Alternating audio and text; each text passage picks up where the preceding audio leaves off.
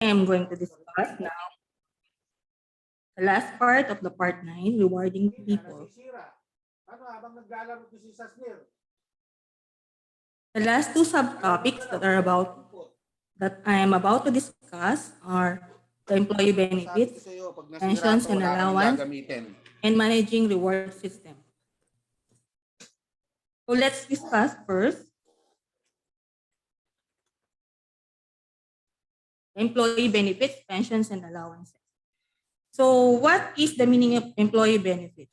Employee benefits is defined as element of remuneration given in addition to the various forms of cash. They also include items that are not strictly remuneration, such as annual holidays. Snell and Bollander in 2011 also defined benefits as indirect form of compensation given to help improve the quality of work and personal lives of employees. Ay nang gumana na itong keyboard na naman. Paano pag naglalaro, halos ang pasintong.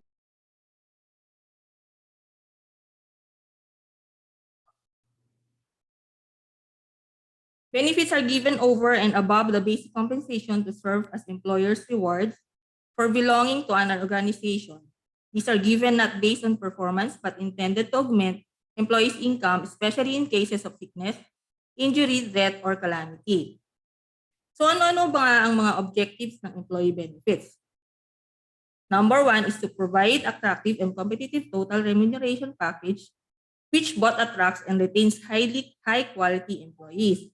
Siyempre, to attract top talent, one of the most important method is offering a compensation package that employees find difficult to refuse, especially those hard-to-fill positions or highly technical positions such as IT specialists, doctors, or kaya software developer. And next, to provide for the personal needs of employees. These are entitlements which recognize the interface between work and domestic needs or responsibilities like holidays and other forms of leave. Next, increase of commitment of employees to the organization. When employees are committed to their work and place of business, they are more likely to be happy and productive. Committed employees take ownership of their work and are ambassadors of their company, both inside and outside of office doors. And lastly, provide for some people tax-efficient method of remuneration.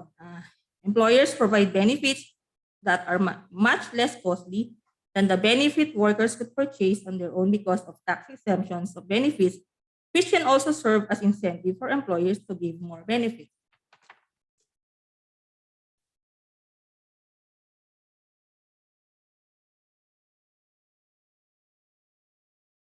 According to Michael Armstrong, the author of the book Handbook of Personal Resource Management Practice, there are main types of employee benefits which are divided into following categories.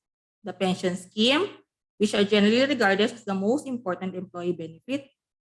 The personal security, these are benefits which enhance the individual's personal and family security with regards to illness, health, accident, or life insurance. Financial assistance, such as loan, house purchase schemes, relocation assistance, and discounts on company goods or services. The personal needs are entitlements which recognize the interface between work and domestic needs of responsibilities, such as holidays and other forms of leave like childcare, career breaks, and retirement counseling. Company cars and gasolines wherein the employer provides car or service vehicle as well as gasoline. Other benefits are those that improve the standard of living of employees, such as subsidized meals, clothing allowance, communication allowance, and the like. And lastly, the intangible benefits.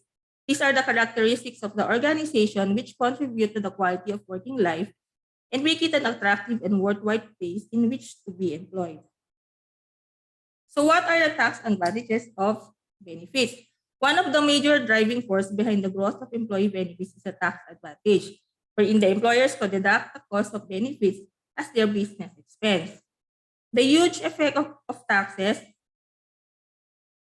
on the employees' take-home pay has forced the employers to take a hard look on the compensation package of employees with the view of maximizing employees' enjoyment. Like for example, instead of giving a higher basic pay, company tends to give de minimis benefits that are exempted from tax.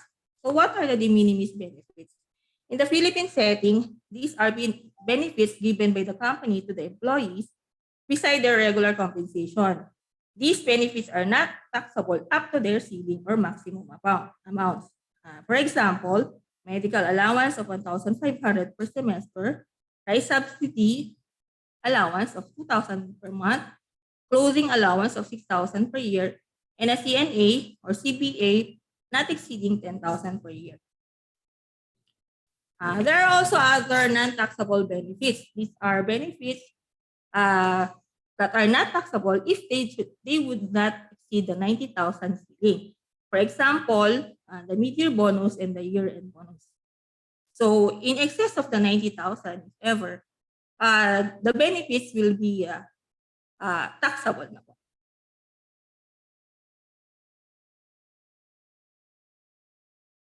So benefits can be divided into two kinds. Those benefits required by government registration. These are the benefits by the company and the benefits given by the company depending on the management discretion or generosity. So ano-ano ba yung mga benefits required by the government legislations? These are the benefits given to employees as mandated by law. For example, yung social security system, yung so ito po yung mga summary of SSS benefits for those who are employed in private corporations, while the GSIS, those employees employed in a government service.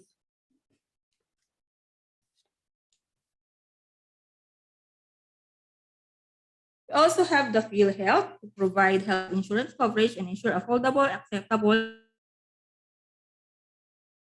available and accessible healthcare services for all citizens of the Philippines. And also the Pag-ibig, which stands for Pagtutulungan sa Kinabukasan, Ikaw-Bako, Industriya, Gobyerno. For this day, up to this day, the Pag-ibig Fund continues to harness these four sectors of the society to work together towards providing fund members with adequate housing through an effective savings scheme. We also have employees compensation program. They work together with SSS and GSIS. They aim to assist workers who suffered work-connected sickness or injury resulting in disability or death. Benefits, we have DOLE and CSC that set their standards of leave for private employees and for government employees. The other benefits given by by management, other company benefits that are not mandated but usually given to employees in addition to the government mandated benefits. So dito na po pumapasok yung mga strategies ng company sa pagbibigay nila ng rewards depending on their ability to pay. For example, the sick leave, aside from these are additions sa mga leave benefits na binibigay, personal leave, paid vacation leave. Sometimes may mga tour package pa po siya like 5 days in Singapore or in US. Then fitness, like yung may mga benefits po yan like na meron silang gym dun sa mismong company nila. And then they also provide vision care along with the health insurance and dental insurance.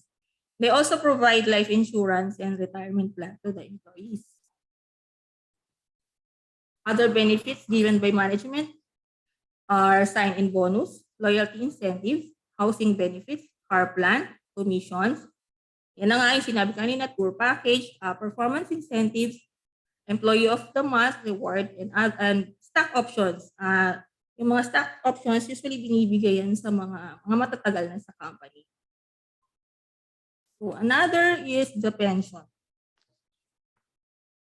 Pension is a benefit that commits the employer to make regular contributions to a pool of money that is set aside in order to fund payments made to eligible employees after they retire.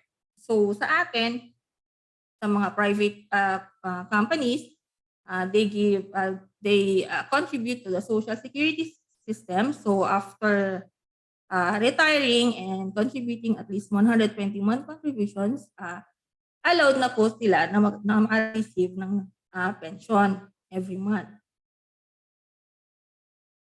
While in the GSIS po,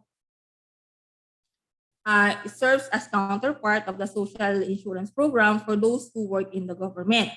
So dun sa GSIS naman po, kailangan makapag-render ka ng at least 15 years of service and with at least 60 years old para makakuha ng pension. Yung other companies, so ito na rin po yung isa sa mga strategies ng company na nagbibigay din sila ng other private pension scheme. So dito, both the employer and employee contribute again to the pension fund, and the employee contributes certain percentage of their earnings, and the employers contribute approximately twice that amount. So the common group scheme is a typical scheme which provides for a number of employees sa mga pension scheme. Next is the allowances.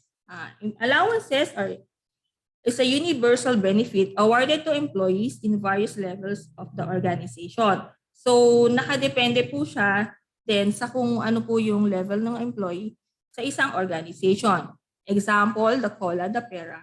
Yung representation and transportation allowance, usually po dyan, yung mga nasa supervisory level na po. And then telecommunication and telephone or communication allowances, meal allowances, or rice allowances. So because each employee is unique, larger corporations offer a wide range of mix and match options to suit individual needs and preferences. As a manager, you may have the option of offering your team members specific incentives based on their type of work and particular areas of interest. In this way, magiging cost efficient because the company can save money on the benefits that are neither wanted or needed. So dyan po nagtatapos ang ating employees benefits and allowances. We will proceed with another subtopic, which is the managing rewards. So managing rewards is a complex and demanding business, which are divided into 7 parts. The preparation and use of forecasts and budgets, evaluating the reward system, pay reviews, control, reward procedures, responsibility for reward management, and communicating to employees. We'll tackle first the payroll budgets. It is a statement of the flat allocation and use of human resources required to meet the objectives of the organization. It is usually the major part of the master budget. The budget is based on the forecast levels of activities. So kung ilang tao ang gusto nilang i-hire. Annual budget is a product of people to be employed and the rates which they will be paid during the budget year. Review budget. The review budget simply incorporates and forecasts cost of any across-the-board increases that will be granted or negotiated during the year. Individual performance review budgets may be expressed as the percentage increase to the payroll that can be allowed for performance, skill-based, or competence-related increases. The size of the budget will be affected by considering the amount of the organization believes it can afford to pay on the basis of budgeted revenue, profit, and payroll costs. Another step is evaluating the reward system. The reward system should be evaluated regularly to assess its effectiveness, the extent to which it is adding value, and its relevance to the present and future needs of the organization. They use the compara ratio analysis and analyzing attrition. Compara ratio analysis is used to define where an individual is placed in a pay range. It establishes differences between policy and practice, and the reasons for such difference needs to be established. While the attrition takes place when employees enter jobs at lower rates than the previous incumbent. If this happens, payroll costs will go down given an even flow of starters and leavers. So in theory, attrition can help to finance pay increases within the range. Next, conducting pay reviews. Pay reviews are generally or across the board reviews in response to movements in the cost of living or market rates of following negotiation with trade union. So kailangan po talaga nating i-review kasi baka mamaya yung benefits or allowances na binibigay natin is masyado nang mababa sa cost of living or market rates. So employees expect that general reviews will maintain the purchasing power of their pay by compensating for increases in the cost of living. They will want their levels of pay to be competitive with what they could earn outside. And they will want to be rewarded fairly and equitably for the contribution they make. We also consider the employee capacity satisfaction. The next step would be the control. Control over the implementation of pay policies, generally, and payroll costs in particular, based on a clearly defined and under guidelines and budgets. An HR function which is capable of monitoring the implementation of pay policies and providing the information and guidance managers require has the authority and resources to do so. There should be a systematic process for monitoring the implementation of pay policies and costs against the budget. Next is the reward procedure. Reward management procedures are required to achieve and monitor the implementation of reward management policies. The first is the procedures for grading the job. Lay down that grading or degrading can only take place after next is fixed rates of pay on appointment or promotion. Managers should have a major say in pay offers and some freedom to negotiate when necessary, but they should be required to take account of relevant pay policy guidelines, which should set out of circumstances in which pay offers above the minimum of the range can be made.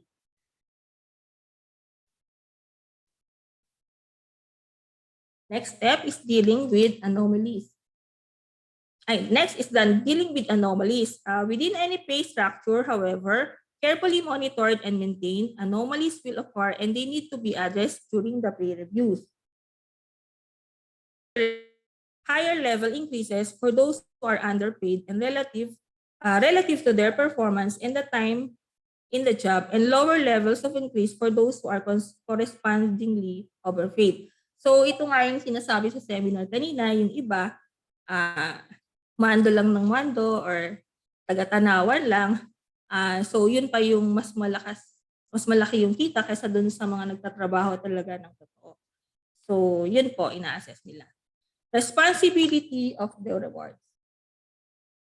Managers must be briefed thoroughly on their responsibilities, the organization's pay policies, the principles to be followed in conducting review, and how they interpret and apply pay review guidelines.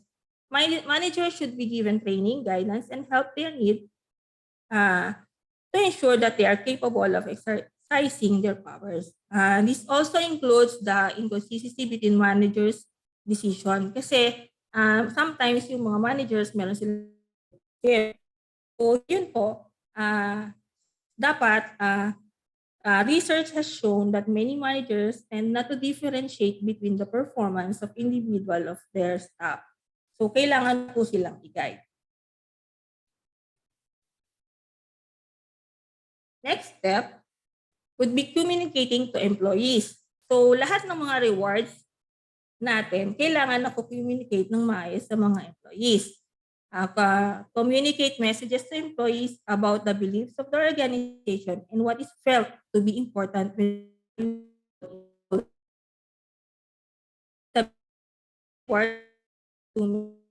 This is how we value your contribution, and this is what we are paying for. It is therefore important to communicate to employees collectively about the reward policies and practices of the organization and individually how those policies affect them now and in the future.